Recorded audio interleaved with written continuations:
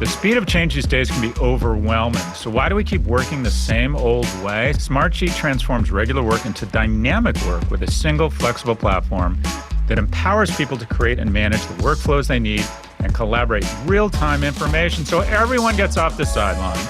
That makes a continuous impact on the business. Smartsheet is a platform for dynamic work.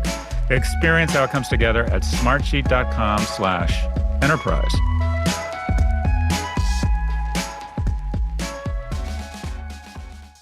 Support for this episode comes from Firefox. F it. That's what we all say when we accept their terms of service.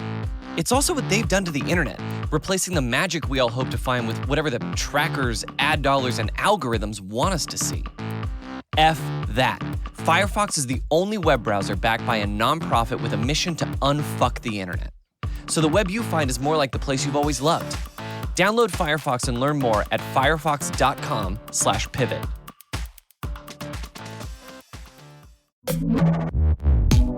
Hi, everyone. This is Pivot from New York Magazine and the Vox Media Podcast Network. I'm Kara Swisher. And I'm a chocolate mess. Are you nervous, Kara? I'm nervous. No, I've decided not to be. I can do nothing. Yeah. I have a new Zen, and it's not a Zen mentality. It's like there's nothing I can do except not get on the highways so a bunch of Trump chumps, block up traffic. That's a really lovely thing to do. What a bunch of assholes. I don't know what else to say. Well, you heard Chevrolet is offering 0% financing to anyone who's a fucking moron. So there was a run on trucks. And by the way, I mean, and they're channeling their inner French Union. I'm trying to figure out how blocking traffic gets you more votes. I don't know. They're just assholes. They're just assholes. I don't know what else to say. It's like, someone was like, oh, you like it when Antifa does? I don't even know who Antifa, or whatever. I'm like, no, I don't like it. No, I don't like it at all. I don't like any of it. And I definitely don't like you guys, thinking it's fantastic. So don't even try to catch me on that They one. absolutely should have had blown up dolls on the roof of Chris Christie. I mean, he had no comment about that whatsoever. I'm going to stay out of this one. Ugh, whatever. It's so funny. They were like, AOC, we blocked the bridge. And she goes, I took the frog's neck, you assholes. I know my way around. She was like, but I just, there's so many assholes out. It's just like it's Halloween for assholes. Okay, it's one thing to be an asshole. What's asshole. Intolerant is to be stupid. It's like, how is that going to help your cause? You got to think that they literally, a couple hundred people are just voting tomorrow just because they're so pissed off. You're on your way to work. You're on your way to pick up your kid from school. Yeah. And someone blocks traffic? Yeah, they're going to try it all over the place tomorrow for voting, I think. I think that's just I think they're going to get more serious with the guns and everything else. I mean, the whole Biden bus thing, it's like really dangerous, actually. It's like playing chicken on a highway is not really a cool thing to do. If someone had gotten hurt, it would have just the whole thing. And then for Trump to say it's great, and for Rubio, that little stupid sidekick. By the way, did you hear Senator Rubio is already calling donors and raising money for 2024? Whatever. He's already raising money. I'm going to do everything I can to defeat him. I've decided I'm going to move to Florida.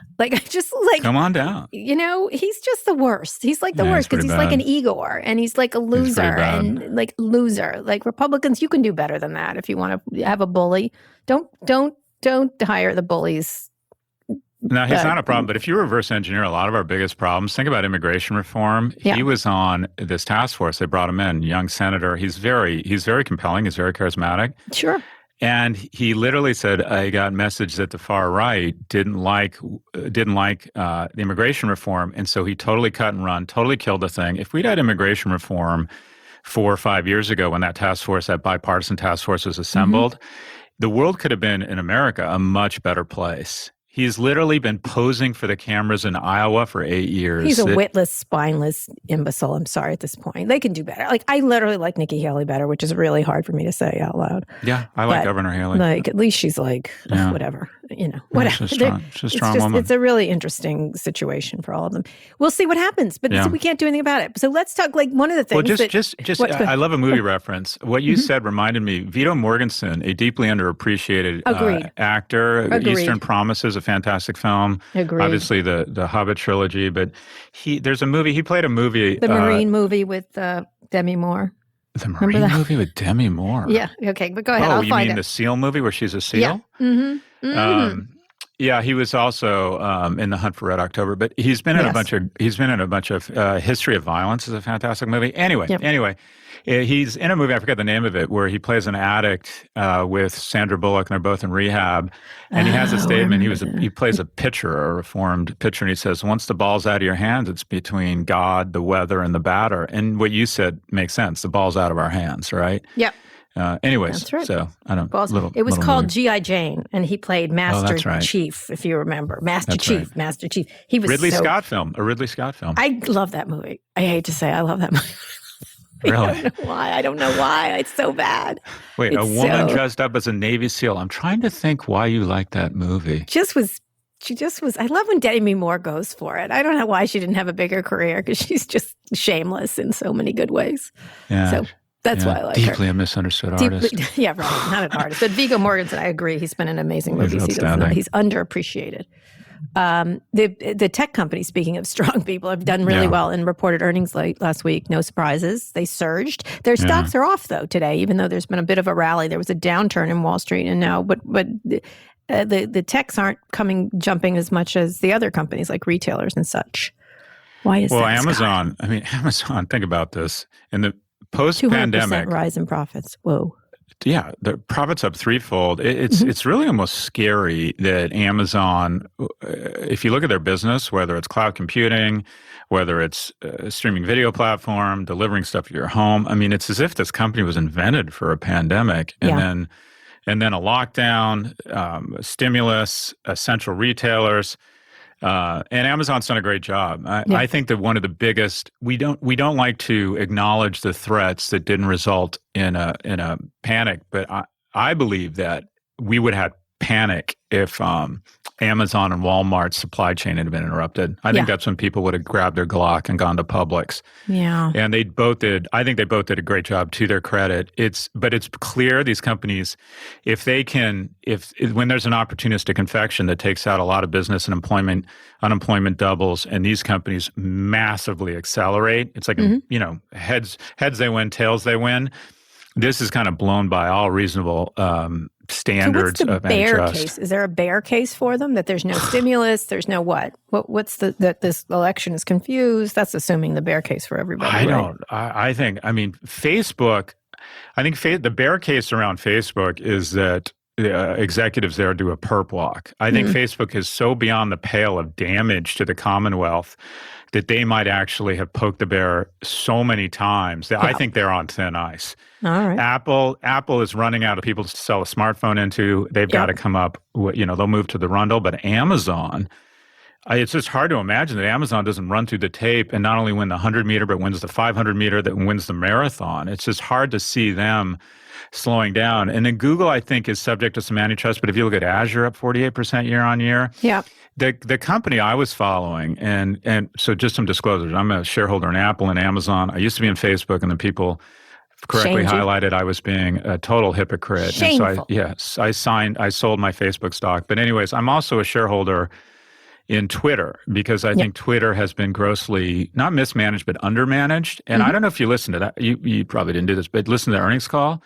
It was literally the day before. There's a story in the Wall Street Journal that comes out. This co-CEO who manages two companies takes 4 ice baths a day, and it's described as very hands-off. In other words, he's just not fucking home. He's not there. He's the literally absentee CEO.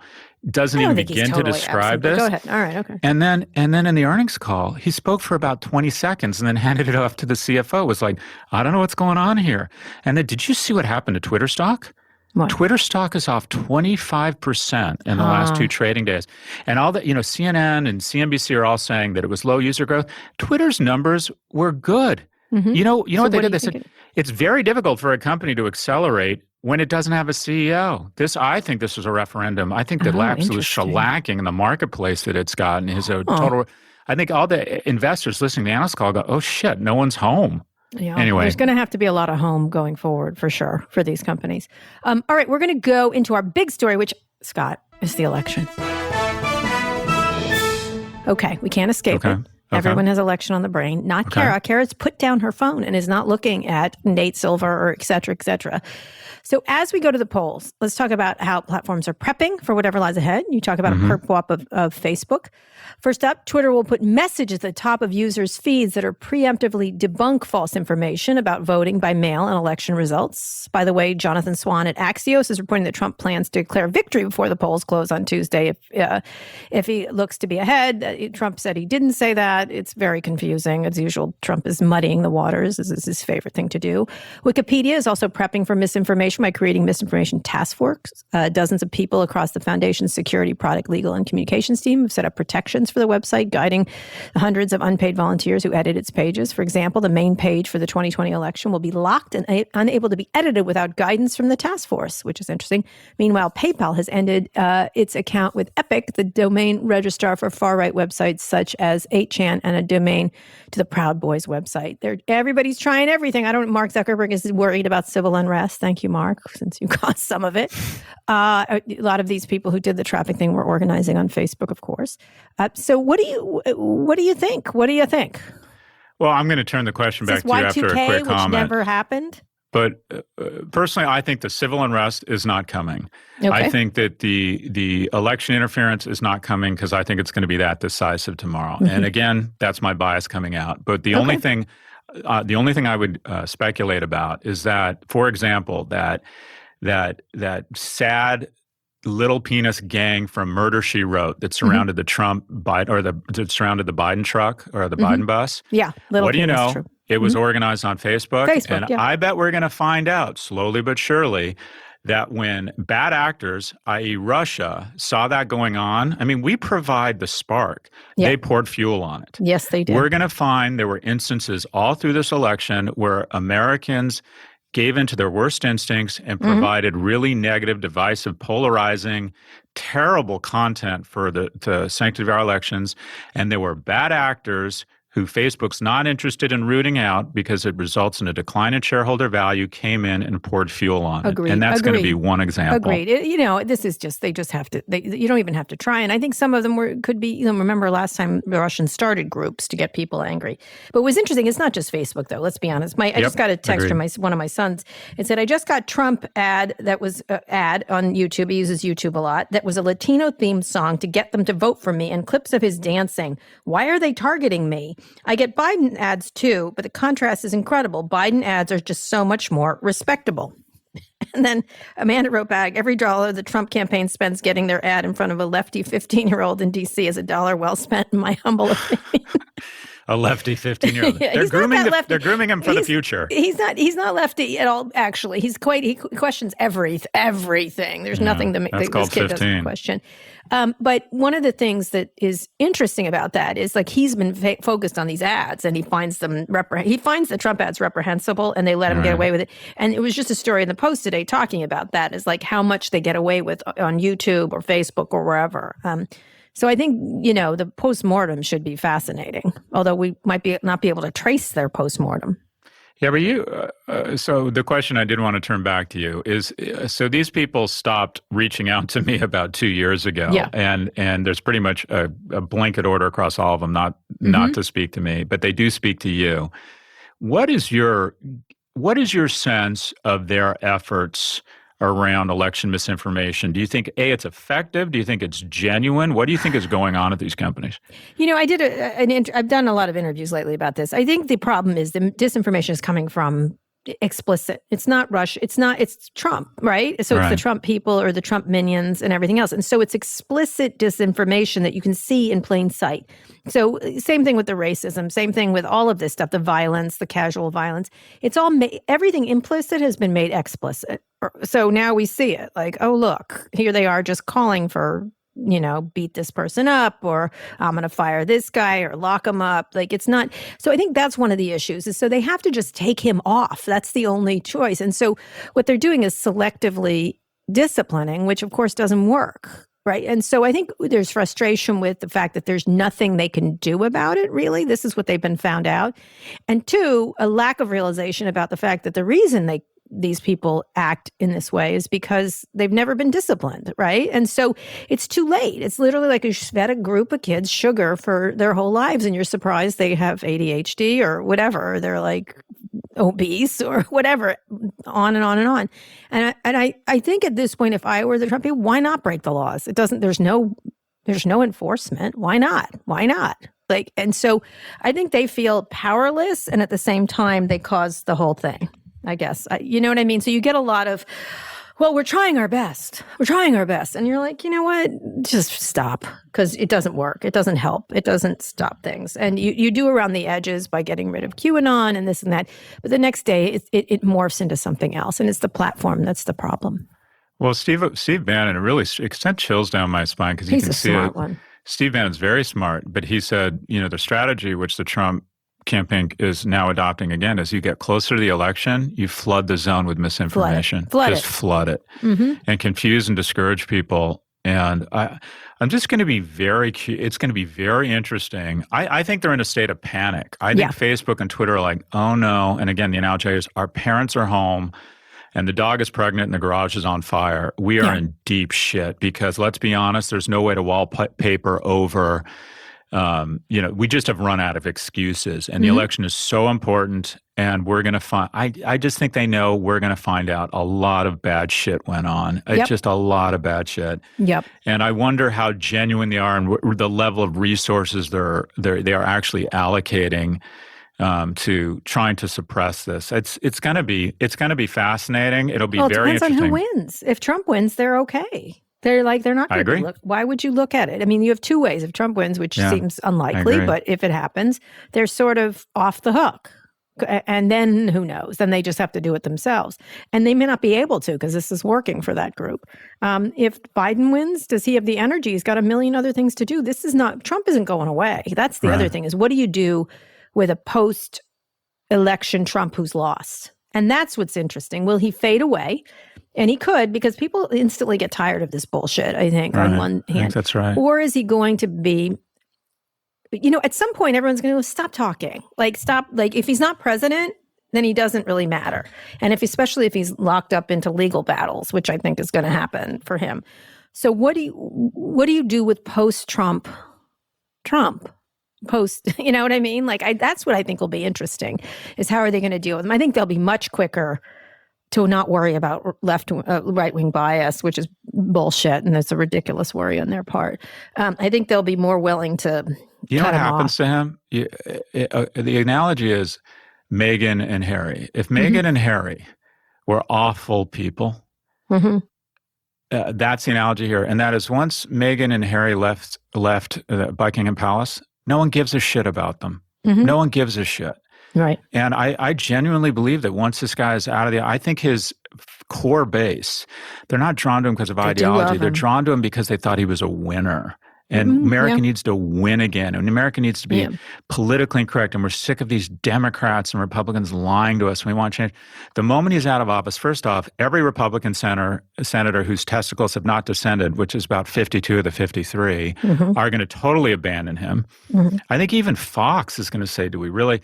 Then he'll make noises around starting. The latest one is he'll make noises around starting a right-wing media network. I know what's involved. Maybe it'll be like Quibi. It'll be just like Quibi, I'll tell you that. And you do too. We know what's involved in running and starting a media company. And guess what? It takes a certain level of competence. And he has demonstrated an inability to surround himself with competent people. So I just quite frankly think I think it is shocking how fast it's going to fade to black. I don't think Fox is going to want him on anymore. They're going to be like, okay, turn the page. Well, it's interesting. Could he go into a Reagan-like zone, and he will dispense his power to the people? I don't know. It just depends on how quickly Say more what you mean by that, a Reagan-like zone. It depends on what the numbers are. If they're pretty close, he has power. If they're not, it's just a bunch of the people who run around and do their truck thing and whatever. Eventually they'll eat one too many Twinkies and have a heart attack. We're all afraid to say this, and I want you to give me the argument, is that all this early, but I think more people in Texas have voted before the election than voted at all. And I'm just trying to imagine, I know there's two factors. There's COVID-19, I want to get it out of the way, and then there's passion. And I'm trying to figure out what's happened in the last 4 years that would have increased the passion of Trump relative to Biden. No, it strikes me that it's Biden. It's get rid of Trump people. All of this early voting, I don't see how that. Which is why they're making so many positive moves around the voting, trying to suppress the votes. So that's why they're doing that, because they realize what those ballots are saying. What's interesting to me is, when I interviewed Hillary Clinton just recently, she's saying what you're saying. She's like, it's going to be over for him, and then he's going to be sucked up into lawsuits. Like, she knows about 100%. becoming irrelevant. Southern District is waiting. That's one. And I think she wasn't even talking about the lockup, because that wasn't even the topic. It said he's going to instantly get tiresome, especially if he loses badly, because his whole image with his base is based on winning and fuck the man and that kind of thing. And so she was very much like that. I was like, I don't know. The people who like him really like him, like really, really like him for some reason, because I think it fills the holes in their own feelings of being left out or being sidelined. But you know who the new Donald Trump is? Who? I had Stephen Schmidt on the Prop G podcast. Yeah, by the way, very thoughtful guy. He is. He's really good. By the way, they're going to be the enemy again soon, so go ahead. You think they're going to be? They're still conservative. They're still very. The Lincoln Project is pretty interesting. I'm very drawn to it. I know you are. I'm very drawn to it. I like raging moderates who are creative and unafraid. I like these guys. I like the fact they're smart and savvy. I like the fact they make money. People criticize them, but I like that. If I put together a list of things they like, you wouldn't like them. But go ahead. I like them too. Believe me, I like Rick I'm a big Wilson. fan of Steve. I'm a big fan of Steve Schmidt. So he came on and he said something really interesting, and that is, I agree with you that his people aren't going away, but you know what? They're going to find a new Mussolini. And you know who the new Mussolini is? Who did he say? It's going to be Tucker Carlson. Oh, yeah. Yes. He will be a political force. Stephen Schmidt said that he thinks the most viable candidate on the Republican side in 2024 is going to be Tucker Carlson. And think about how much more compelling and smart and Tucker Carlson is than Trump. And he goes in with the same features, the reality TV awareness. They can run a bunch of clips of him embarrassing scientists and embarrassing Democrats. I think right now, I hate to admit he's this, a very dangerous I think he's the front runner. I think he's the front runner for the GOP 2024. What's fascinating is liking both people very wealthy, grew up very wealthy, and Tucker Carlson really fancy. At one point, he goes after me quite a bit, like when he has me. But he always talks about my private school education. I'm like, your private school costs $10,000 more than my private school, my friend. That's your best comeback? Well, your school costs $10,000 more than mine? Yours was 60, mine was 50. Oh my God! True. It's like, I can't believe he's using that, and he went to a more expensive private school. Your water park was bigger than ours. He is from a much richer family than mine. Let me just say, really? I do not come from poverty. I do not. But the man, it's like the Swanson fortune. I didn't know that. He's like the TV dinner people. You know when I got the answer? I think it's Swanson. You guys should wed thee to unite Westeros. You shall bear children together. There will be the next king, and I will be your hand. I will be your hand. It's all figured out. I'm looking this up. Boom, I think settled. It's Swanson. I'm pretty sure it's the TV dinner. He's rich as heck. He goes to Maine. I don't go to Maine. What does that mean? What do you got against Maine? We have big houses in Maine, and they're really not very comfortable, and they like them. Very important ballot initiative in Maine. What? Which one is Maine that? and Alaska, both. And this Getting is rid huge. Of Susan Collins? What? No. Well, I think she's out. We'll see, but I think she's out. I think she's only number two to only Rubio in terms of someone who lacks all backbone. May I just read his name? Tucker Swanson McNear Carlson. That's his name. Indubitably. Tucker Swanson McNear Carlson. I am Kara Swisher. That is it. That is my entire name. K-Swish. Let me just say. I am of Let Kara. me just say that again. Tucker Swanson McNear Carlson. He's a rich kid. He's a rich kid. I totally opened that Tucker bashing session. But Maine, back to Maine. So Maine has a ballot initiative, and so does Alaska. And they're really two important initiatives. And I would say that they're only second to 24 in terms of indicating where the country might be headed. California 24. By the way, no on 24, everyone. Anyway, so it's for rank voting. And I think that we need in America to make our elected leaders more representative of America. And I don't speak for the silent majority here, but a silent majority or a majority that's been silenced is what I'll affectionately refer to as raging moderates. And our current election system doesn't allow moderates to get any oxygen, and rank voting does. Yep, So I think rank voting, these two things in Alaska and Maine are, I really hope rank voting becomes a thing. We need more people in the center. We need more purple. We need less red, less bloody red, less iridescent blue. We need more purple. We need more people in the middle electing I like us. purple. Let me just go back to Tucker Carlson for a second. I'm reading Wikipedia. In 1996, Carlson's parents divorced after a 9-year marriage reportedly, quote, turned sour. Carlson's father was granted custody of Tucker and his brother. Carlson's mother left the family when he was 6, wanting to pursue a, quote, bohemian lifestyle. Interesting. Well, that makes him more likable. So I know, but I think it made him mad. And then his father married the heiress to the Swanson fortune. Anyway, and I don't know how Swanson got his name, but there you have it. In any case, we are going to. The GOP we have a lot to go. frontrunner. So I'm going to ask you. We're going to go on a quick break in a second, and a palate cleanser from election talk. Who is going to end up the worst of the platforms in this situation? If you had to pick, Facebook, YouTube, what? Oh, there's just no getting around it. There's Apple is disarticulated and starched its hat white. Hands down, the scaled sociopathy that is Facebook never fails to disappoint. We're going to find out that it's just built into their culture, a total lack of regard for our Commonwealth, a total lack of regard for our species in terms of cooperation, a total lack of regard for how dangerous it is to have algorithms. And by the way, it's nothing that Twitter isn't guilty of. It's just that Facebook's better at it. But yeah, we're going to find out all sorts of crazy shit about Facebook and how this, $300 million to fend off election interference was nothing but Vaseline on a giant gaping wound that is the sociopathy of the most damaged individual to reach this level of power. Tucker Carlson. All right, we're going to take a quick break. Swanson, Tucker Swanson. When we get back, we have a friend. That's scary. For a lot of us, home isn't just home anymore. It's a school, it's an office, it's a barber shop, it's a bakery, it's backyard bars, it's indoor bars for the dog, and it's a place where he helicopters over his kids, and finally they ask him to leave the compound because they've had it with him. That's my home. What's yours like? If you're a business owner or a people manager, home might also be where you do your hiring. That's where ZipRecruiter comes in. ZipRecruiter makes hiring faster and easier because you can do it all from one convenient place. ZipRecruiter.com/pivot. No matter where you're hiring from, ZipRecruiter does the work for you. Their matching technology scans thousands of resumes and profiles to identify the most qualified people for your job.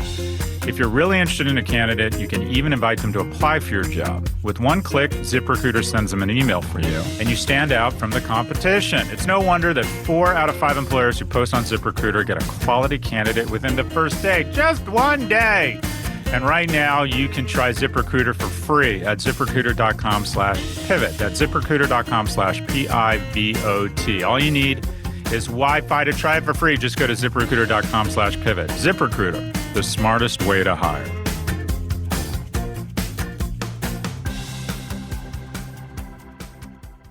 Celebrating the holidays this year is going to be different. No company holiday parties, no big family potlucks. It's all about the small but sweet gestures instead, like a handwritten card in the mail. Jesus Christ, I want to throw up. Anyways, that's why the post office will probably get pretty hectic this holiday season. Luckily, Stamps.com brings all of the services you get at the post office to you.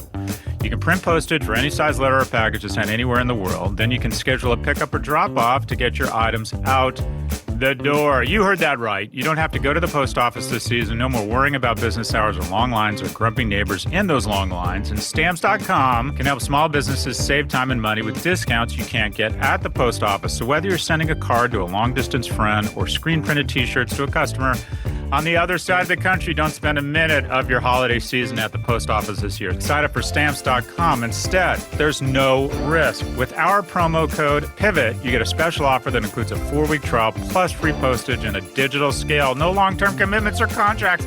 And to scale. Just go to Stamps.com.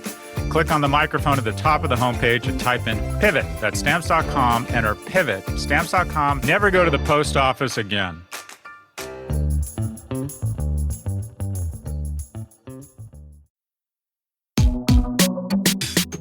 Okay, Scott, let's bring on our friend of Pivot today. He's the CEO of Panera, Niran Chowdhury.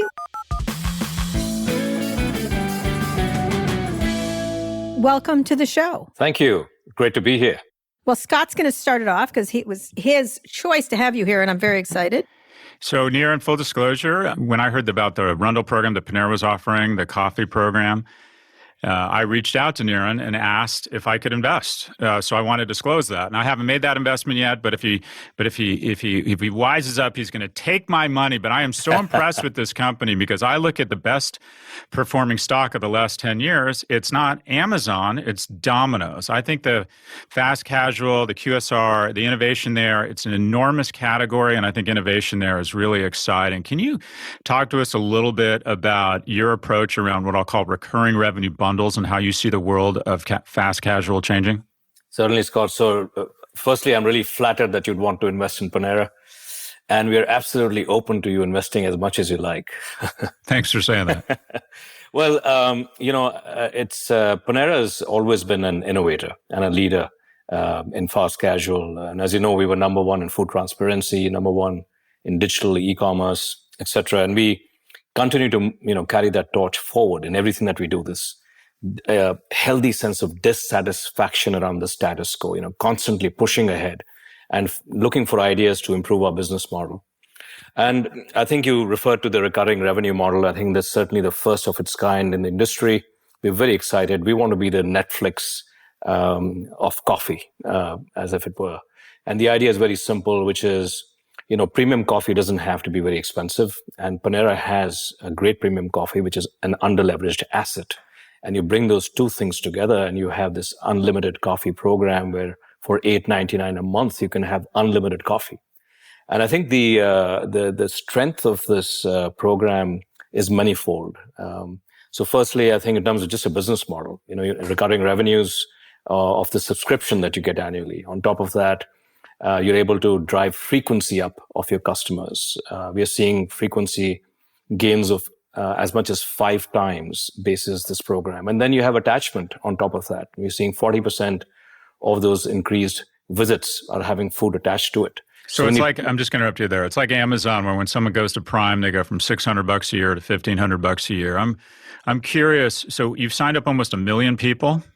Yeah, we had 1 million people expressing interest. And now as the time kicks in for them to start actually paying for the subscription, it is coming down, but still it is close to about 400,000 at this point in time. So as a CEO of a company, so there are several big players in the space, and you're one of them. And pre-pandemic, it was the major cost or capital allocation was real estate, loosely what I'll call branding, both in-store and out-of-store, billboards, TV, whatever. In-store labor, I'm trying to think of the big costs, and then innovation, and then the product itself, food, which typically is not the most expensive part. How, post-pandemic, walk us through how your capital allocation is going to shift or change and why?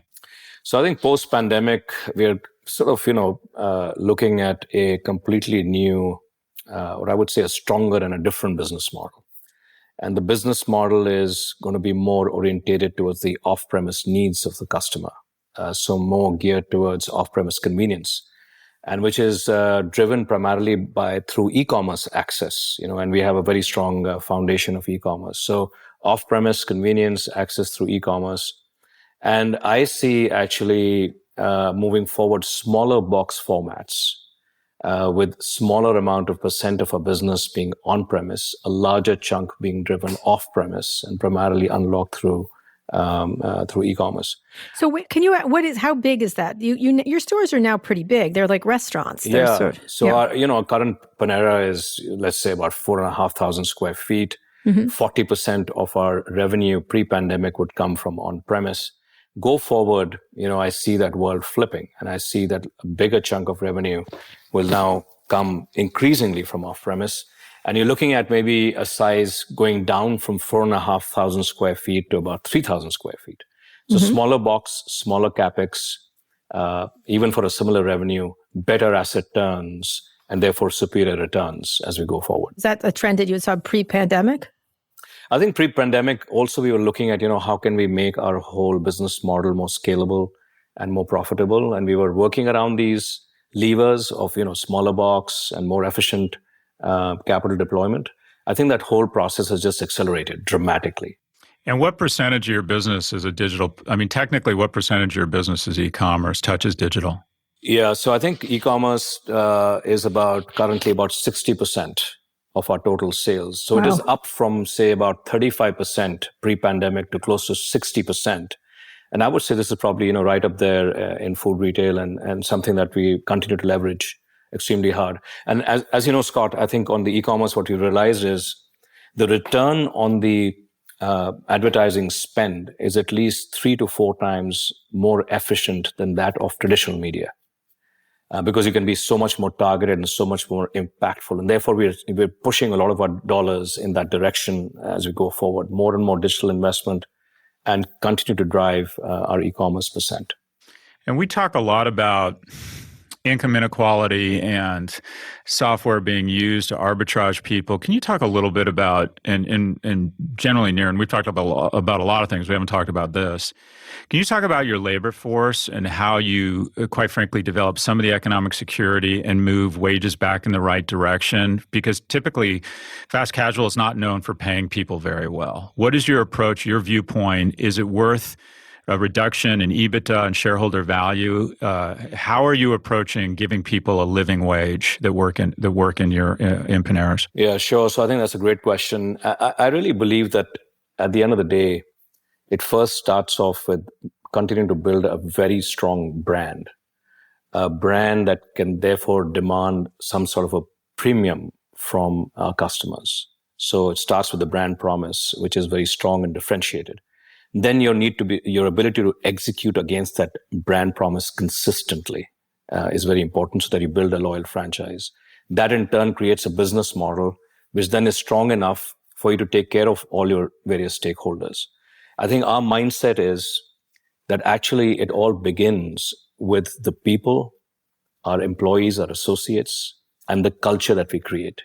And my firm belief is that if we truly love and take care of our associates as we should, which includes, living wage and also beyond that, taking care of their growth and their ambitions so that they want to stay with Panera, that in turn then creates more loyal customer franchise. And if that happens, that's how you actually create sustainable shareholder value.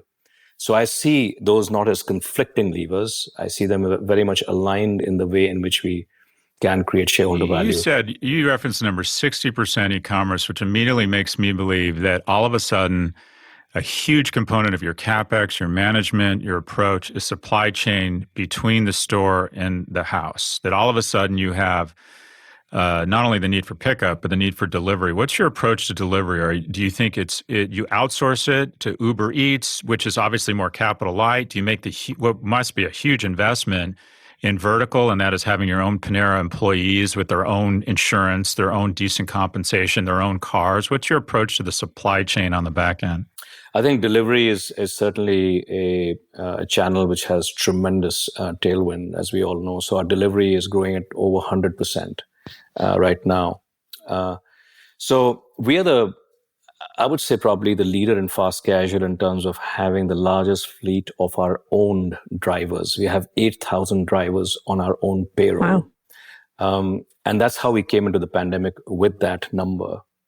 But we had around just before the pandemic also started exploring partnerships with third-party aggregators, because the way in which we look at it is that we want to make sure that the top of the funnel is really open for our customers and they can order a Panera where they want it, when they want it, how they want it. So we have the full range of options from fully owned to fully outsourced delivery models and hybrids in between. And what we are doing, we're probably the only, I think, brand that has that full dimension and scale of fully owned and fully outsourced and hybrid solutions in between. And what that means is that for all of our over 2,000 cafes, we can customize the right business model for that particular cafe and that trade zone, keeping into account the requirements of the customers, the ease or difficulty of hiring drivers, etc. When you think about the pandemic and how it's changed your businesses, you're not going back to the other one. How do you look at the whole food industry, which has been suffering, obviously, through the pandemic? Among retailers, food, things like that? Is it just this is the way things are going to happen for good with less people at work, more people remote and things like that? Well, I think, this is it's a very challenging moment in time. And I think what makes it uniquely difficult is that the health crisis is becoming a financial and a humanitarian crisis, actually, and all happening at the same time. Right. And also the customers are changing what they want and what they expect right now dramatically, more so than ever before. So customers want more safety.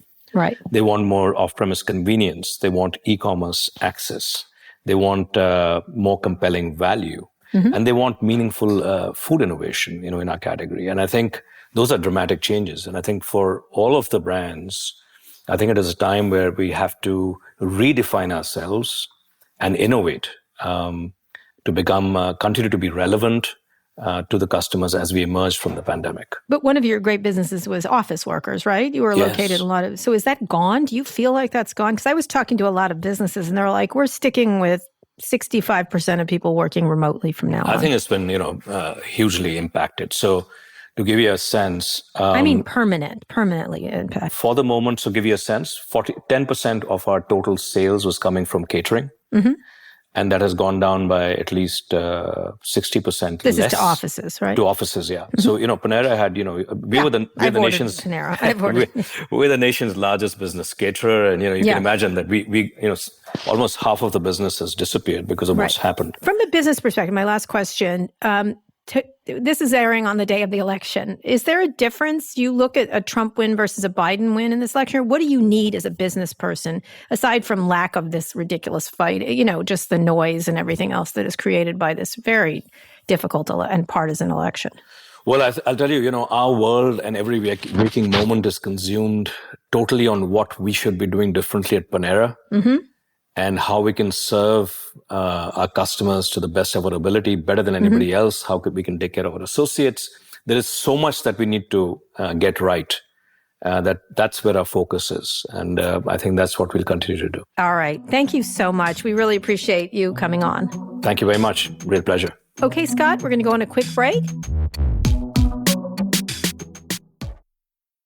In today's business, digital transformation has accelerated the pace of change dramatically. So why are we still working the same way? Sure, we're all doing video calls from home, but that's just the old way of work in disguise. Smartsheet transforms work into dynamic work with a single flexible platform that gives people the power to create their own workflows and brings together the teams, apps, and real-time information they need to take action. That way, everyone gets off the sidelines and the whole organization is energized and empowered to make a continuous impact.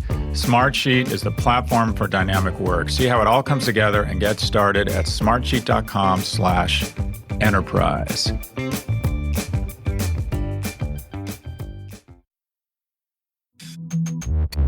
Okay, Scott, wins and fails.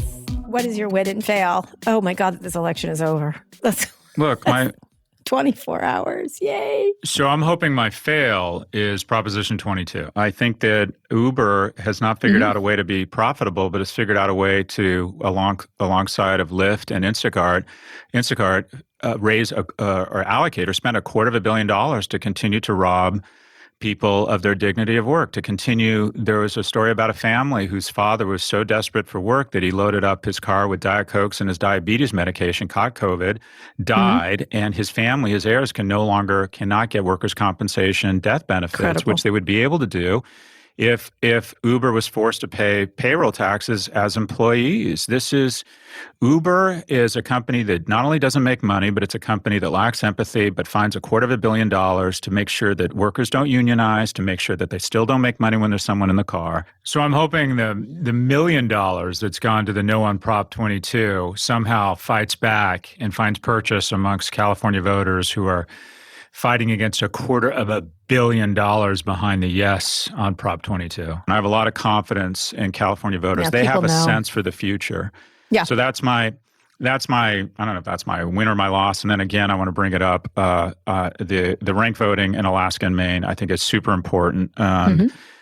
So anyways, those are my wins and losses. What are yours? Very good. My win, I think, is the Texas Supreme Court denying all these petitions. All of these petitions that the Republicans are seeing to suppress votes. It's going to go on for days. They tried to suppress 110,000 votes. I'm sorry to interrupt you. after it had been ruled by this governor, the attorney general, that they should be able to do this. It's just like this voter suppression thing. I interviewed another very preppy guy, Trevor Potter, another name, Trevor Potter, such a good name, about this. He's a lawyer. He works for a nonpartisan group that's trying to stop this. He worked for McCain, that gang, essentially. And it was just amazing, all the different stuff around the country. And I think these lawsuits are just insane. It's just that they're doing this. It's just, you can't win the real way. You do it the fake way. And so just like win by getting more votes or having a good platform or anything else. But this is, and I know I sound like I'm Jimmy Stewart and Mr. Smith Goes to Washington, but honestly, this is just ridiculous. This is just ridiculous. This idea that votes are being stolen is just this voter fraud thing is so fraudulent, the way they talk about it. And so I thought that was a win. And I think a fail is this continued, what is the base common denominator of shitty, including attacking Dr. Fauci right in the middle of the peak of the epidemic. What a fail. What like attacking him and saying he's going to fire him. And that's just, it's just, FYI, suburban women love Anthony Fauci. I mean, come on, like, who are you going for there? And so I think this attack on science, and I wish more Silicon Valley people would frigging speak up about this kind of stuff. I have not seen enough tech people really defending science, and which is adjacent to tech. And so I think that's a fail on their part, especially. I expect it from Trump. I do expect more leadership from the tech community on defense of science. So that makes sense because, or just as a footnote to our guests, the name, what they call suburban moms now, both CNN and Fox, what they used to call them soccer moms, they call them now? What? Panera moms. Seriously, they call them Panera moms. But most importantly, I'm a Panera mom. I'm a Panera mom. I go to Panera all the time with my children's because it's healthier. I love healthier. Panera. Not healthy, but healthier. Many things. You can do very well there from a healthy point of view. I agree. In any case. Scott? I agree. Should I sign us out? Are Thursday, we signing out? I mean, honestly. Yeah? You ready? Next time we speak, it should all be over. Will it all be over? I don't know. But it should be, chapter. And I hope it is. We're turning the page. We're absolutely turning the show. Hope there is no civil unrest. People, take a friggin' breath no matter what side you're on. Try not to block people in traffic. You're an asshole when you do that. I get that you have a point of view, each side, although there are not nice people on both sides. Kara, the immunities are kicking in. We are absolutely saying no. We're going to say no to proposition-22. We're going to say no to Republican governors who don't want to win the vote. They want to suppress it. We are saying no to scaled sociopathy. We are saying no to people who have no respect for our government. We're going to start funding our institutions. We're saying no to an economy that lets someone be worth the GDP of Lithuania, while 25% of households with children are food insecure. We're going to say no to being the mother of all useful idiots of Russia. Wow. We're going to say no to people who want to send women back to old Spain. We're going to say no to the American arrogance masking as exceptionalism. We're going to say no to administration that will go down as levying more death, disease, and disability on America than any people on history. We're going to say no, Kara. You know what we're going to say no to? What? We're going to say no to terrible fathers who have 5 children by 3 wives and then raise them to be expectant jerks with no empathy. We're going to say no to people who mock the disabled. We're going to say no to people who believe it isn't time for a woman of color to be in the West Wing. Tomorrow night or tonight, we open a can of whoop-ass. There is nothing wrong with America that can't be fixed with what's right with America. And tonight, we are the righteous. And if Biden doesn't win, I'm not leaving America, but I'm going to move in with Alec Baldwin, who threatened to leave America, which is even worse. Even worse. America again. This is America again, Kara. Scott, is that, just so you know, we had a bit of a criticism this week by someone with a name we're not going to repeat. Nonetheless, we are doubling down on who we are, aren't we, Scott? Aren't we? You know what?